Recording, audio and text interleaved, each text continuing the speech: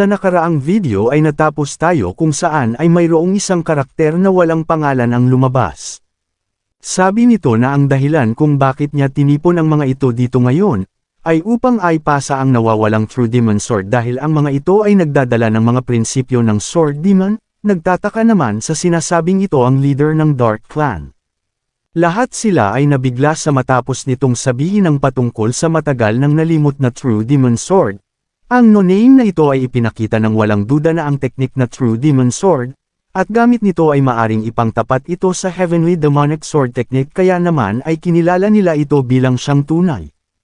Nagtanong naman dito ang leader ng Dark Clan kung paano naman niya itong nalaman ang patungkol sa True Demon Sword. Sinagot naman siya nito na hindi niya ito maaring sabihin, kaya naman ay tinanong na lang ng leader ng Dark Clan na ano naman ang rason nito kung bakit niya nais na maituro ito sa kanila. Sabi nito na dapat lamang niya na aipasa ito sa tao na may kakayahan na pasanin ang kagustuhan at prinsipyo na naiwan ng Sword Demon. Sumigaw naman dito ang 10th Council Elder at sinasabi nito na tinatanggihan niya ang nais nitong mangyari, dahil si Qiang Qian at Mu Jinrang ay naipatalsik dahil sa pagkakadismaya ng Sword Demon. Ang mga angka ng dalawang yun ay walang karapatan upang matutunan ang True Demon Sword. Nagalit naman ang dalawa sa sinabing ito ng Council Elder. At sinabi na paano nitong nagagawang bastyusan ang kanilang ninuno. Tanong naman dito ng leader ng Dark Clan na kung humihiling ba ito ng isang labanan. Galit naman niya itong sinagot. At sinabi na huwag nilang patawanin ito dahil ang lahat ng kanyang mga sinabi ay totoo. Nang bigla naman na pinahinto na ito ng taong walang pangalan. Nang bigla naman nitong inilabas ang kanyang espada. Sa ginawa nito ay nagtataka naman ang tatlo sa kanya. Sabi nito na hindi lamang iyon ang naiwan ng Sword Demon na nais niyang maipasa, at nag-umpisa na nga itong magpakita ng isa pang teknik. Namamangha naman dito ang tatlong ipinatawag ng taong walang pangalan sa ipinapakita nito. Kaya naman ay napapatanong ang leader ng Sword Clan kung ano namang klaseng teknik ito. Sabi ng taong walang pangalan na ang pangalan ng teknik na ito ay ang 24 Demon Sword. Ito ang huling teknik na naiwan ng Sword Demon. Sabi pa nito na ngayon ay ituturo nito sa kanila ang True Demon Sword, at pagtapos ng 3 taon, kung sino man ang magawang may master ito ng mas mahusay, ay ituturo nito ang 24 Demon Sword. Sabi ng 10th Council Elder na nagsanay ito ng husto upang ang huling mga aral ng Sword Demon ay hindi mapunta sa mga ito. Akala niya na magagawa nito na matutunan ito ng perpekto ngunit sa huli ay mali siya. Ang chief fundamental ng Sword Clan at ng Dark Clan ay nakabase sa turo ng Demon Sword Clan. Bumalik sila makalipas ng 3 taon sa Oyon Peak na nagawang maperpekto na may master ang True Demon Sword. Dahil dito ay hindi makapagdesisyon ang taong walang pangalan kung sino ang mas nakaangat sa kanila, kaya nagbigay ito ng isa pang pagkakataon para sa kanila, at ngayon ay ang ibinigay niya ay 2 taon. Sabi nito na ituturo niya ang 24 Demon Sword sa taong makakapagtanggal ng kahinaan ng True Demon Sword, kaya naman ay nagtungo ito sa isang seclusion training at inaral ito na parang ang buhay niya ay dito nakadepende. Sa isip naman ni Yu na ito pala ang True Demon Sword na ipinakita nito sa kanya. Sabi nito na ang kompetisyon ay totoong nakakabahalang bagay, ang leader ng Dark Clan at ng Sword Clan, ay ilan sa mga malalakas na top martial art master sa demonic cult, at walang paraan upang ang martial art na kanilang iniayos ay magkakaroon ng kahinaan, dahil dito ay walang malinaw na panalo sa ikalawang pagsubok sa mga ito, kaya naman ay ang taong walang pangalan ay nagbigay ng huling alok para sa kanila. Sabi nito na dahil sa ang tatlong ito ay sobrang mga talentado ay hindi nila ito madaling maayos, kaya naman ito ang dahilan kung bakit nito binago kung papaano nila ito gagawin at makita kung sino talaga dito ang tunay na karapat-dapat upang makatanggap ng naiwan ng Sword Demon. Matapos ay nagtanong ito kung natatandaan ba ng mga ito ang first technique ng 24 Demon Swords na ipinakita nito sa kanila 5 taon na ang nakakalipas, nagsipagtangguan naman ang mga ito sa sinabi sa tanong sa kanila. Dagdag nito na bibigyan niya ang mga ito ng 3 taon, upang maisagawang muli ang first technique, gamit ang swerte at kagustuhan na dalhin ang prinsipyo ng Sword Demon, ay magagawa ng mga itong makumplito ang teknik. Sabi naman ng leader ng Sword Clan na inaasahan ba nitong may master nila ang teknik na minsan lamang nilang nakita at walang kahit na anong pagkukopyahan o kahit na ang chi control para dito. Sinagot naman siya ng taong walang pangalan na ang sword technique na ito ay hindi nangangailangan ng kahit na anong espesyal na chi control. Sabi naman nito na inaasahan ba nito na paniwalaan nila ang mga sinasabi niya, ngunit nagulat ang mga ito nang naglabas ito ng espada at ipinakita sa kanila ang sword technique. Ito ay ultimate technique ng 24 Demon Swords, na naiwan silang tulala at walang masabi, ngunit, matapos nitong may segawa ang technique, ang taong walang pangalan ay nanginig ang kanyang buong katawan, ang dalawa ay mukhang may alam na sa nasabing technique bukod sa kanya. Sabi ng taong walang pangalan na pagsapit ng 3 taon ay susubukan niya ang mga ito gamit ang ipinakita niyang teknik. Kapag nagawa nilang may master ang first technique ng 24 Demon Swords, ay magagawa nilang mapawalang bisa ang teknik na iyon. At 3 taon na ang nakakalipas mula noon, sa isip naman ni Yuun na ito pala ang katotohanan sa kinuwento sa kanya ng Left Guardian. Nagtanong naman dito si Yuun na kung ito ay 3 taon na, ay nagkita na ba sila ng taong walang pangalan na ito? Sinagot naman siya nito na hindi pa, dahil ang araw na iyon ay kalahating buwan pa magmula ngayon.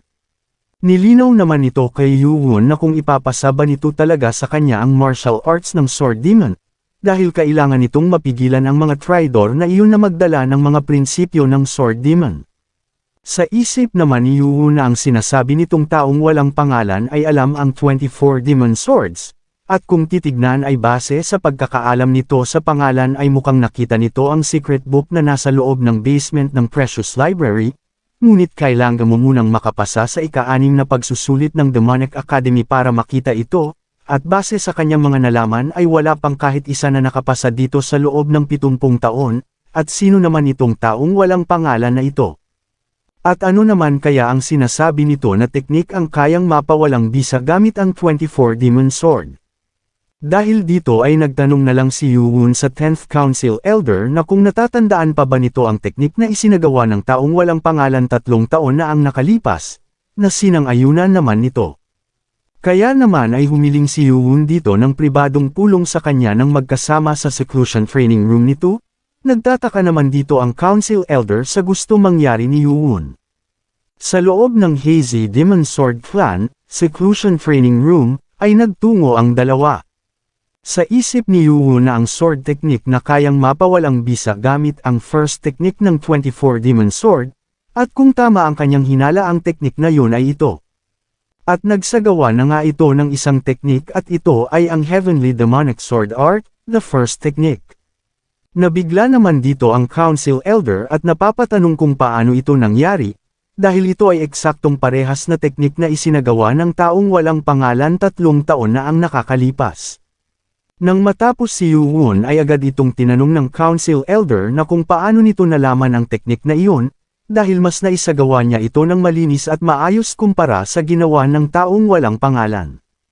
Hindi naman makapaniwala dito si Yuun, dahil ang taong walang pangalan na ito ay talagang alam ang patungkol sa first technique ng Heavenly Demonic Sword Art. Ayon sa mga nasabi sa kanya na ang mga bakas ng mga espada na naiwan ng demonic founder sa Sapphire Monolith ay nagawang makopya at mailagay sa isang secret book na nakalagay sa Lord's Manor. Ang ibig ba na sabihin nito na ang katauhan ng taong walang pangalan ay ang Lord? Ngunit hindi, dahil hindi nito maipapaliwanag kung papaano nito na i-master ang 24 Demon Swords. Upang magawang may master ang 24 Demon Swords na makikita lamang sa loob ng Demonic Academy, ay kailangan mo na makapasa sa ika-6 na pagsusulit, ngunit ang Lord ay halos nasa edad lamang na 50.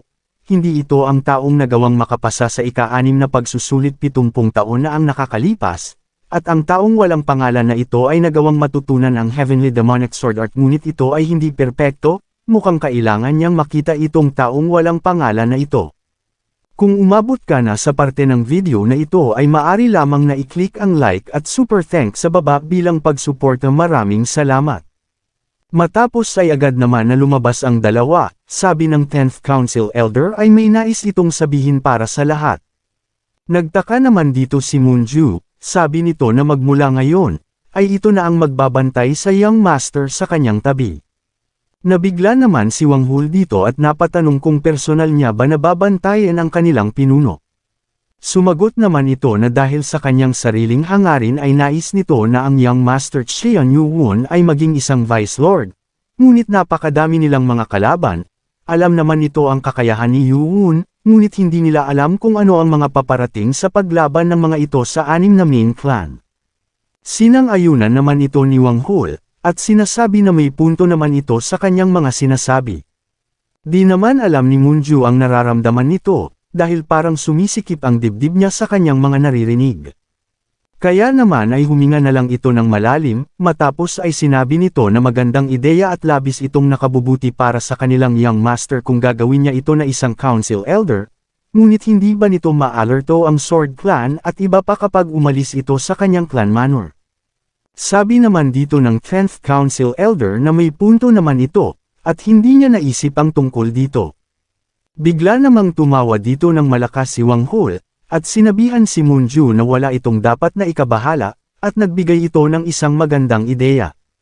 Pumunta ang mga ito sa Flying Phantom Clan, kinamusta naman ito ng 11th Council Elder Juan kung maayos lamang ba ang kanyang young master, nang bigla naman itong may napansin na kasama nila, at sa isip nito na ang isa nilang kasama ay may mga matatalim na titig. Sabi naman dito ng Council Elder yon na alam nito na nagdadamit pambabae pa din ito. At ngayon ay bakit niya ito tinitignan magmula ulo hanggang paa? Tinanong naman ito ni Council Elder Juan kung ito ba ay sinasabi niya direkta sa kanya, na agad naman nitong sinagot na tama siya dahil siya talaga ang tinutukoy nito. Bigla naman itong nagtaka dahil base sa kanyang boses at sa walang galang nitong pananalita, ay pamilyar ito sa kanya, nang bigla nitong naalala, at tinatanong kung ito ba ang Council Elder yon. Nang bigla naman itong namangha dahil sa maganda nitong balat at nagtatanong kung galing ba ito sa body reconstruction, sinabihan naman siya ni Council Elder yon na tigilan niya na ang pagtingin-tingin sa kanya. Sabi ni Yuun kay Council Elder Juan, na kung maari bang gawan niya ng skin mask ang Council Elder yon. Nagtanong naman ito kung upang ito ba ay may tago na nanggaling ito sa isang body reconstruction, sabi naman dito ni Yuun na hindi, dahil kailangan nila ng peke na papalit sa kanya. Agad naman na naintindihan ng Council Elder Juan ang plano ng mga ito, at ito ay upang ang Council Elder yon ay kanyang maging personal na gwardya. Sa isip naman ni Wang Hul na ito ay isang magandang plano, ngunit bakit sa pakiramdam nito ay parang may mali itong nagawa. Matapos ay tinanggap ni Council Elder Juan Yui ang utos sa kanya ni Yuun at agad na nagpunta sa kanyang workshop upang gumawa ng maskara, at si Qian Yuun na wala pang pahinga magmula nang sila ay umalis ng Demonic Academy, ay nagdesisyon na magpahinga ng isang buong araw. Habang ito ay nagpapahinga, ay sila Go Wang Hul, at Heobong ay nagpunta sa kanilang clan upang bisitahin ang kanilang mga magulang, at si Moonju ay nagdesisyon na matignan ang kanyang maliit na kapatid na naiwang mag-isa sa Dark Dragon Palm Clan. Matapos ang araw ng pamamahinga ni Yuun, ay nagpunta si Samachok sa ating bida at humihingi ng pasensya dahil sa pag-aalala nito para sa kanya. Tinanong naman ito ni Yuun na kung ayos na ba ito, na agad naman itong sumagot at sinabi na nagkaroon lamang ito ng internal injuries, kaya naman ay wala na itong problema, ngunit si Becky na nakatanggap ng external injuries ay kailangan pa na magpagaling ng mga ilang araw pa. Humingi naman dito ng pasensya si Yuun dahil sa nasaktan ang mga ito ng dahil sa kanya. Maya-maya naman ay nakabalik na din sila Heobong at Wang Hul. Kinamusta naman ito ni Yuun tungkol sa kanilang mga magulang, matapos ay kinamusta nito si Moonju kung ayos lang ba ang lagay ng kanyang kapatid. Sumagot naman ito dito at sinabi na medyo nag-aalala ito dahil ang kanilang lolo ay nasa malayo, ngunit mabuti na lamang at maayos lamang ito, kaya naman ay sinabi dito ni Yuun na isa itong mabuting balita. Agad nang nagsabi si Yuun sa mga ito na dahil sa nakabalik na ang lahat bukod kay Becky, ay ibabahagi niya sa mga ito ang susunod nilang gagawin. Ang una ay hahatiin niya ang mga ito sa grupo, si Go Wang Hul, Heobong at si Moonju. Silang tatlo ay nakatalaga sa pagbibigay at pagkuha ng mga impormasyon sa mga clan ng mga nakuha nilang mga kasamahan sa loob ng Demonic Academy. Sabi naman dito ni Wang Hul na mas maganda kung 3 tao ang kasama nito dahil sapat na silang 2 ni Heobong para sa trabaho na ito, at isama na lang nito si Moonju. Masaya naman ito sa sinabi ni Wang Hul, sa isip naman ni Heobong na isinawalang bahala na naman ang nararamdaman nito. Sabi ni Yuun na dahil maayos na ang lahat ay magtutungo na sila sa Nihility Clan at silang 2 na ang bahala. Sa silangang bahagi ng Heavenly Demonic Cult's Castle, ang top elite clan, Nihility Clan. Sabi ni Yuun na ang lugar na ito ay napakalaki at maganda, at kung titignan mo ang mga ito ay parang isa din ang mga ito sa 6 na main clan, at sana naman ay madali siyang makakakuha ngayon ng isa pang Jade Medallion. Nang makarating ay agad naman na nakilala ng mga gwardya si Samachok, at ang mga ito ay nagkamustahan. Binulungan naman nito ang isa sa mga gwardya at sinabi na ipaalam nito ng madali sa kanyang ama na nadala niya dito ang Young Master Qian Yuun, na agad naman nitong sinunod.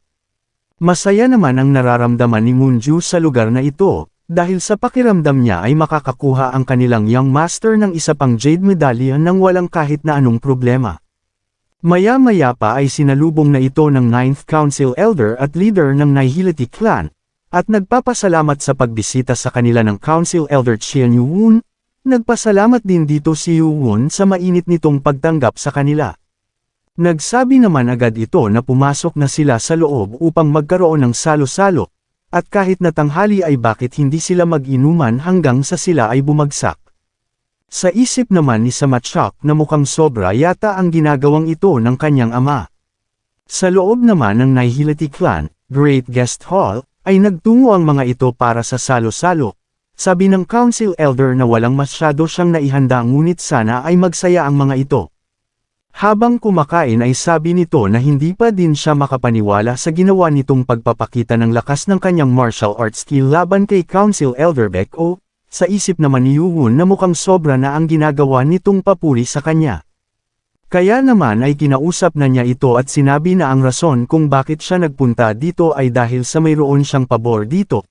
Sumagot naman dito ang Council Elder at sinabi na sabihin nito ang nais niya, dahil masaya ito na makatulong sa abot ng kanyang makakaya. Nagulat naman ito nang biglang tumayo ang Young Master Qian Yuun sa kanilang harapan, at sinabi nito na nais niya itong maging isa sa kanyang magiging testigo upang maging isang Vice Lord. Nagulat naman ito sa ipinakita ni Yuun sa kanya dahil sa paano nito nagagawang ipahiya ang kanyang sarili at rumspeto bilang isa sa magiging Vice Lord, kaya naman dahil dito ay pinatigil na ito ng Council Elder, at tinawag ang isa nitong utusan, agad naman itong nagmadali dahil lamang sa isang senyas na ginawa ng Council Elder sa kanya. Maya-maya naman ay may isang babae ang lumabas at papunta sa lugar ng kanilang kinakainan. Nang makapasok ay sinabi nito na nais niyang ipakilala ang kanyang sarili sa Council Elder Qian Yuun, at siya ay si Samayong, magalang naman na nagpakilala dito si Yuun tanda ng paggalang. Masaya namang tinatanong ng Council Elder ang ating bida kung anong masasabi niya, dahil ito ang kanyang anak at nakababatang kapatid ni Samachok. Dagdag pa nito na karangalan para sa kanya na maging isang testigo sa kanya bilang isang Vice Lord. Ngunit hindi ba nito naisip na mas maganda kung ang tiwala nila sa isa't isa ay iayon sa ibang paraan? Nagtaka naman dito si Yuun at nagtanong kung ano ang nais nitong sabihin. Sabi ng Council Elder na alam nito na nalalapit na ang panahon upang ito ay ikasal. Masaya namang umiinom ng tsaa si Moonju habang nagaganap ang pag-uusap ng dalawang Council Elder. Sabi nito na ang Jade Flower na ito ay napakasarap at kapag nalaman nito ni Wang Hul ay panigurado na magseselos ito. Habang umiinom ay napaisip naman ito kung bakit kaya ipinatawag nito ang batang kapatid na babae ni Samachok. Dagdag naman ng Council Elder kay Yuun na marami pa itong mga pagdadaanan, ngunit bakit hindi nito kuhain ang kanyang anak na babae bilang kanyang asawa? Naibuga naman ni Moonju ang iniinom nitong tsaa kay Samachok dahil sa narinig nito, gulat naman itong napapatanong sa isip niya na kung tama ba ang narinig nito. Sabi ni Yuun sa 9th Council Elder na nabigla ito sa kanyang suhestyon para sa kanya, kaya naman nagtanong ang Council Elder kung hindi ba nito nagustuhan ang kanyang anak, na sumagot naman dito ang ating bida na hindi naman ito ang problema. Kaya naman sabi nito na kung hindi ay ano naman ang naging problema ng ating bida. Sa isip ni Yuun na kaya pala mukhang enggrande ang pagtanggap nito sa kanila, dahil ito pala ang plano nito umpisa pa lang. Sa isip ng Council Elder na kailangan nilang makabuo ng kasunduan sa pagiging magkamag-anak sa Young Master Qian Yuun ano man ang mangyari, dahil sigurado ito matapos niyang makita na pabagsakin nito si Baek-o, na leader ng Poison Clan, na ito ay magiging unang Vice Lord na kayang duminahin ang 6 na main clan na naghari sa loob ng 500 taon hanggang sa kasalukuyan. Ang kanilang clan ay naging isa sa top elite clans, ngunit ang mga ito ay nasa ilalim pa din ng kapangyarihan ng 6 na main clan, at upang makaalis sa pagkakatali sa mga ito, ang kanilang Nihility clan ay kailangan na masigurado ang posisyon nito sa pamamagitan sa pagbibigay sa Young Master Qian Yuwun ng una nitong asawa. Tumatawa naman ito na sinabi kay Yuwun na ang pakikipag-ugnayan sa pamamagitan ng kasal upang makabuo ng isang magandang relasyon sa isa't isa, ay matagal ng tradisyon. Pagkasabi nito ay napaisip naman dito si Yuwun. Sa isip ng Council Elder na ang reaksyon nito ay gaya ng kanyang inaasahan, at masyado pa itong bata upang maging magaling sa politika. Sabi nito kay Yuwun na mas kailangan nitong malaman bukod sa iba na kapag ito ay umangat bilang isang Vice Lord, ay direkta nitong kukumprontahin ang 6 na main clan. Upang kaharipan ng lahat ng mga ito, ay kailangan nitong magkaroon ng kalaban na faction ng mga ito, at sa bagay na ito, ang kanilang Nihility clan ay isang malaking asset para sa kanya. Di naman mapakali si Moonju sa mga naririnig nito at mukhang persegido ang 9th Council Elder sa gusto nitong mangyari, at sa ganitong kalagayan ang Young Master Qian Yuwun at ang babae na iyon ay sa huli ay mauuwi sa kasalan, nang bigla naman itong napahinto, at napasabi na bakit nga ba siya nag-aalala sa bagay na ito, dahil isa lamang siyang tagasunod na nangako ng katapatan sa Young Master Qian Yuwun. Sabi pa ng 9th Council Elder na ang Council Elder Qian Yuwun ay walang clan na matatawag na sa kanya, at kailangan nitong makipag-ugnayan sa kanila sa pamamagitan ng kasal upang mapunan ang bagay na iyon, magiging kanyang testigo ito at pamilya, at ito ay mas magandang pundasyon para sa kanya. At tingin nito na wala ng ibang mas gaganda pa sa plano nito para sa kanilang hinaharap. Sinagot naman siya ni Yuwun, na ang mga sinabi nito ay isang napakagandang punto. Pagkarinig nito ay bigla namang nagunaw ang mundo ni Moonju, at ang pagsabi nito ni Yuwun, ay mukhang nangangahulugan na ang Young Master Qian Yuwun ay intensyon nito na tanggapin ang kasal na iniaalok sa kanya, at labis na nasasaktan ang puso nito. Mukhang may pagtingin na ito kay Yuwun, at huli na upang ngayon lamang ito na mapagtanto. Napatingin naman ito sa anak ng Council Elder, sabi nito na totoong maganda ito, at kitang-kita niya na kung bakit ang Young Master Qian Yuwun ay hindi malabo na magustuhan ito, habang siya, na laging nakasuot ng skin mask, at nagpapanggap na lalaki, kaya naman ay hindi niya ito makita bilang isang babae sa kanyang paningin. Masayang-masaya naman dito ang Council Elder at sinasabi na maganda ang naging desisyon nito, at dahil ngayon na magiging pamilya na niya ang Young Master, ay ang kanilang clan ay handang gawin ang lahat para sa kanya. Ngunit pinutol naman ang kasiyahan ng Council Elder ni Yuwun at sinabi na mukhang nagkakamali ito ng pag-intindi sa kanyang sinabi, kaya naman ay napatanong ito kung ano ang ibig nitong sabihin sa kanya. Sabi ni Yuwun na ang sinabi niya lamang ay nakagawa ito ng magandang punto, at tatanungin niya siya ng diretso, na bukod sa pagpapakasal nito sa kanyang anak, ay may kahit na anong intensyon ba ito na maging isa sa kanyang mga testigo. Nabigla naman ang Council Elder dito, sa isip niya na akala nito na pagpayag ang ibig niyang sabihin sa sinabi niya kanina, at ngayon ay tinatanong na siya nito ng ganitong klaseng tanong. Kapag sinabi nito na oo, ay magmumukhang nag-uumapo ang kanyang ambisyon, ngunit, kapag sinabi naman niya na hindi, ay mawawala ang pagkakataon na may kasal ito sa kanyang anak na babae, at sa palagay niya ay mas maganda na ipitin siya sa isang sitwasyon para sa kanilang hinaharap. Ngunit hindi, dahil ito ay isang tao na walang kinakatakutan kahit na ang 6 na main clan, at mas lalo itong mapapasama kung ito ay magtutungo sa kalaban na panig ng Young Master Qian Yuwun. Nang bigla namang nagsalita si Samachok at sinabi na may gusto itong sabihin sa kanya, sa nangyari ay natuwa naman dito ang kanyang ama at mukhang nailigtas siya nito sa isang biglaang pangyayari, at nagpadala ito ng sound telepathy sa kanyang anak at sinabi nito na siya na ang bahala na makumbinsi ito. Sabi ni Samachok na ang 9th Council Elder ay may tapat at positibong pananaw sa kanya magmula sa ipinakita nito sa ika-6 na pagsusulit, at inihanda niya ang lahat ng ito dahil kahit na hindi nito pakasalan ang kanyang kapatid, ay naniniwala naman siya na karapat-dapat ito sa posisyon ng isang Vice Lord. Hindi naman natuwa kay Samachok ang kapatid nito at ang kanyang ama sa naging suhestyon nito kay Yuwun at sa palagay nito na lalo lang silang napasama. Matapos ay tinanong ni Yuwun ang Council Elder na kung totoo ba ang sinasabi ng kanyang anak sa kanya. Hindi naman ito makasagot sa direktang tanong sa kanya ng ating bida, kaya naman sabi dito ni Yoo-won na mukhang hindi sila parehas ng nasa isip ng kanyang anak. At kung ganun ay sa tingin ng ating bida na mas maganda kung ito ay magtutungo sa ibang landas ng hiwalay sa kanya, at nagpasalamat ito sa magarang salo-salo na inihanda para sa kanya ng council elder, wala naman itong masabi sa mga narinig nito kay Yoo-won.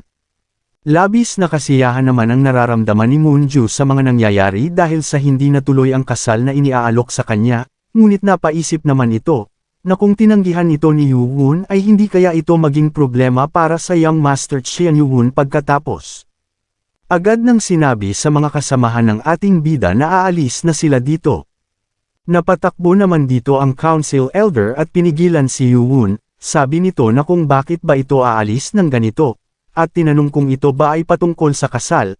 Sinagot naman ito ni Yoo-won at sinabi na hindi ito tutol sa gusto nitong kasal para sa kanya, at tinanong kung alam ba nito kung bakit niya gusto na maging isang vice lord, at ano ba sa tingin nito ang naging ugat ng korupsyon at ang pagiging dominante ng 6 na main clan.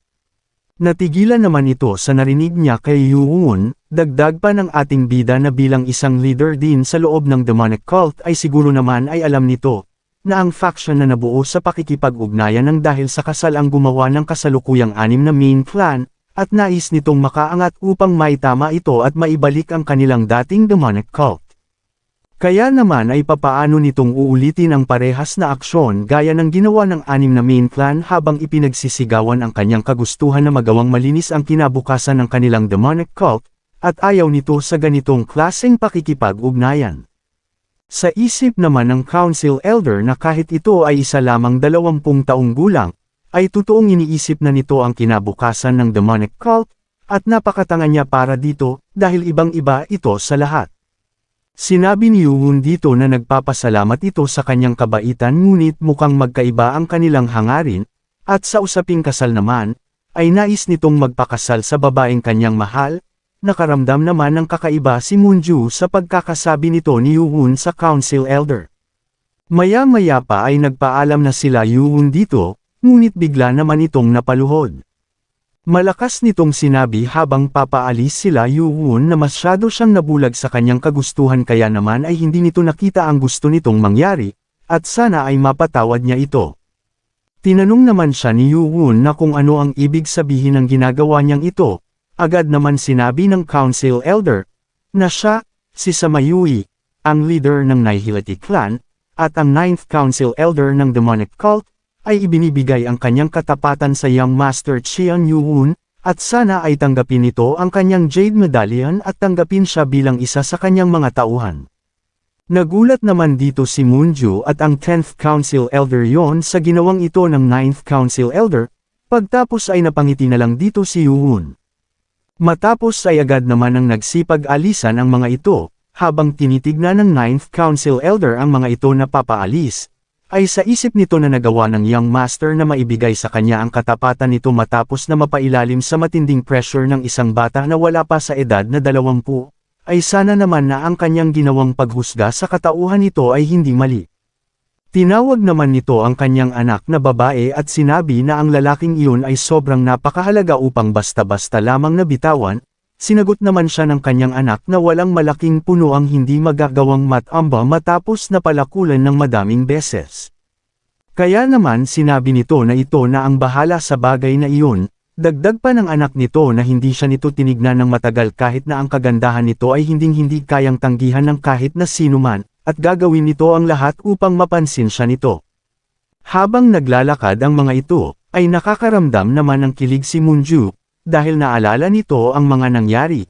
Dahil habang sinasabi ni Yoo-won na ang patungkol naman sa kasal, ay nais nitong pakasalan ay ang taong mahal niya, ay nakita nito na napatingin si Yoo-won sa kanya.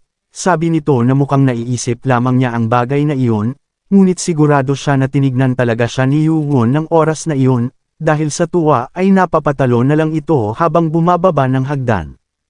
Kung umabot ka na sa parte ng video na ito ay maari lamang na i-click ang like at super thanks sa baba bilang pagsuporta. Maraming salamat. Sa lugar malapit sa Demonic Academy, sa reception room sa isang inn, ay nakipagkita si Yoo-won sa left guardian, nagulat ito nang malaman na ang council elder na si Yon Muhua ay nanggaling sa isang body reconstruction, at nagawa din itong makuha ang kanyang katapatan, at hindi niya inaasahan na magagawa ito ni Yuhun. Sabi nito kay Yuhun na ano ang nais nitong itanong sa kanya, sinagot naman siya ng ating bida na kung maaari nitong malaman ang pagkakakilanlan ng taong nagawang makapasa sa ika-6 na pagsusulit sa Demonic Academy 70 taon na ang nakakalipas. Sabi dito ng Left Guardian na kung maaari niya ba na malaman kung bakit niya tinatanong ang patungkol dito. Sumagot naman dito si Council Elder Yon at sabi nito na siya ang magpapaliwanag. Nagulat naman dito ang Left Guardian sa mga sinabi sa kanya ng Council Elder na kung totoo ba ito, dahil ang taong walang pangalan ay alam din ang patungkol sa Heavenly Demon Sword Art na nagtataglay ng Heavenly Demonic Founder Epiphany. Nagtanong naman si Yuhun sa Left Guardian kung may mali ba, dahil sa biglaan nitong pag-iisip. Nagulat naman si Yuhun nang sinabi sa kanya na ang taong nagawang makapasa sa ika-6 na pagsusulit sa Demonic Academy 70 taon na ang nakakalipas ay ang kanyang lolo na si Great Lord Qian Inji. Si Qian Inji ay ang lolo ni Qian Yuhun, at isa sa mga nagdaang lord ng demonic cult. Siya ay kilalang pinakamalakas na lord na nabuhay sa loob ng 500 taon. Sa labanan sa pagitan ng Martial Arts Alliance at ng Evil Coalition, ay hindi ito nagawang matalo, at nagawang mapalawak ang teritoryo ng Heavenly Demonic Cult hanggang sa Zhejiang Province. Sa isip ni Yuhu na ayon sa kanyang narinig, na ang kanyang lolo ay nawala 20 taon na, kaya naman sino itong taong walang pangalan.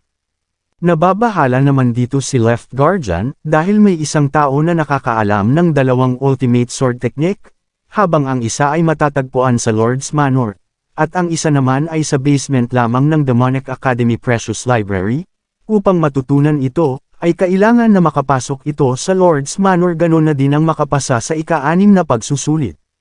Nang bigla namang may malakas na ingay ang nagmula sa labas, dahil dito ay napasilip ang Left Guardian sa bintana at nagulat. Sa isip ni Yuhu na ang pagdating ng mga ito ay mas maaga ng kalahating buwan base sa hula ni Council Elder Juan, nagsigawan naman ang mga tao dahil sa nakita nila, at ito ay ang pagbabalik ng Lord sa Heavenly Demonic Cult. Napasabi na lang si Left Guardian na ang tunay na digmaan ay sa wakas ay magsisimula na. Nakita naman agad nito ang kanyang master, ang Right Guardian.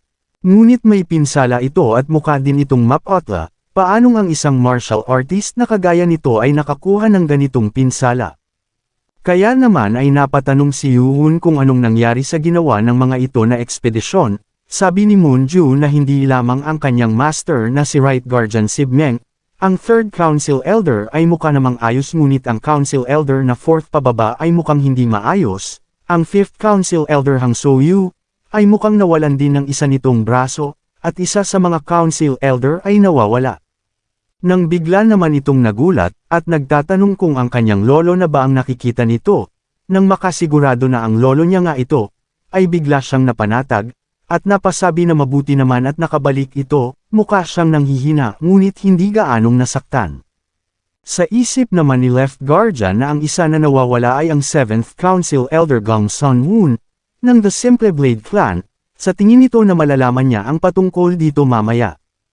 Nagtataka naman ang First Council Elder at leader ng Dark Clan na si Mujin Wo, na kung bakit ang kanyang kapatid na babae na si Lady Mo at ang mga tagasunod niya sa Dark Clan ay wala din, hindi nito alam kung bakit, ngunit may hindi siya magandang nararamdaman sa bagay na ito. Nagulat naman ang lahat sa sunod nilang nakita, dahil kasunod ng Lord at mga hukbo nito ay ang Martial Artist Alliance. Nagtataka naman ang mga tao sa nakikita nila, dahil noong nakaraan lamang ay nagpadala na din ang mga ito ng kanilang mga tauhan, ngunit ngayon ay parang mas madami ang mga ito. Nakatanggap naman ng hindi magandang pagsalubong ang mga ito sa mga tao ng demonic cult at sinasabihan ng mga ito na magsipag-uwi na, hindi naman natutuwa ang mga ito sa inaasta ng mga tao ng demonic cult sa kanila. Maging si Yuhun ay nabigla sa pagkakakita sa Martial Artists Alliance na kasama ng mga ito sa kanilang pagbabalik, sabi dito ni Council Elder Juan na mukhang ang lahat ay nakakapanibik. Tinanong naman ito ni Yuhun kung may alam ba ang Council Elder Juan sa mga nangyayari, sinagot naman siya nito at sinabi na tinatago ng mga ito ang mga detalye at hindi ito sigurado ngunit, Maaring may kasunduan ang kanilang cult at ang Martial Artists Alliance na magtulungan? Nagtataka naman dito si Yuhun kung bakit nakikipagtulungan sila sa Martial Artists Alliance. Sa Heavenly Demonic Cult's Great Hall, ay magkakaroon ng pagpupulong sa matataas na miyembro ng Demonic Cult, at inaanunsyo ang pagdating ng 9th Council Elder. Pagpasok nito ay agad naman siyang binati ng mga elite leaders na kanyang nakita. Naiinis naman ang 5th Council Elder, at leader ng Sound Clan, na si Hang So-yu dahil sa ang tatlong Council Elder ay huli na sa gagawing pagpupulong, sabi naman dito ng 4th Council Elder at leader ng Spring Clan, na si Judge Yung Kyung, na sigurado ito na ang leader ng Poison Clan ay hindi na naman maganda ang pakiramdam kaya naman ay hayaan na lang nila. Nang sinabi ng bantay na ang 11th at 12th Council Elder ay parating na, sabi naman dito ng 5th Council Elder na mukhang pinahirapan nito ang batang iyon dahil sa pagkakabagsak ng leader ng Poison Clan sa kanyang pwesto. Nagulat naman ang mga hanggal na Council Elder, sa pagkakapasok nila Yuhun at napapatanong kung bakit siya nandito. Agad naman na bumati sa mga Council Elder ang ating bida at sinabi na siya, si Chian Yuhun, ang bagong talaga bilang 12th Council Elder ng kanilang demonic cult. Nagtataka naman ang mga ito sa sinasabi niya na ito na ang 12th Council Elder, sabi naman ng isa na hindi kaya ang batang ito ay nagawang makapasa sa ika-6 na pagsusulit, sa isip naman ng 1st Council Elder na ito siguro ang dahilan kung bakit ang Poison Clan leader ay hindi nila nakita. Bigla naman na nagpalabas ang mga ito ng mga aura nila upang pagpapahiwatig sa ating bida na hindi natutuwa ang mga ito sa kanyang pagpapakitang ginawa sa lugar ng pagpupulong. Galit naman dito ang mga clan leader na lolo ng mga pinutulan ni Yuhun ng mga braso sa Demonic Academy, at bakit ang isang anak ng hamak na utusan ay nandito sa kanilang harapan, at tingin ba nito nakikilalanan nila ito bilang Council Elder, napunta ito dito dahil sa swerte, ngunit hanggang dito na lang siya dahil wala isa sa mga ito ang kikilalanin siya bilang isang Council Elder. Nang bigla naman na may tumayo at binati si Yuhun at sinabi na siya si Go Wang Hyun, leader ng Dark Fist Clan ay binabati ang pagdating ng Council Elder Chian Yuhun, na agad namang nagpasalamat dito ang ating bida, at nasundan pa ito ng leader ng Westgate Clan, na si Che Taek-jung, at ang leader ng Destructive Axe Clan, na si Ho Sang-in, at sabay-sabay na sinabi na maligayang pagdating Council Elder Chian Yuhun. Nagalit naman dito ang 5th Council Elder at sa isip nito na paano nilang nagagawa ito sa harapan nila, at mukhang tatalikod na ang mga ito sa 6 na main clan. Sa isip ni Yuhun na si Go Wang Hul at Heobong at iba pa niyang kasamahan na umalis ng Demonic Academy ay nagtrabaho ng maayos. Napapatanong naman ang 5th Council Elder na ano naman kaya ang nangyari noong mga panahon na wala sila. Sa isip naman ng isang Council Elder na ang isang ito ay mukhang lumaki na at talagang nakakabahala na ito, habang abala ang ating bida sa pakikipag-usap sa mga elite clan leader na nandoon sa pagpupulong, ay inanunsyo naman ng kawal ang pagdating ng kanilang lord.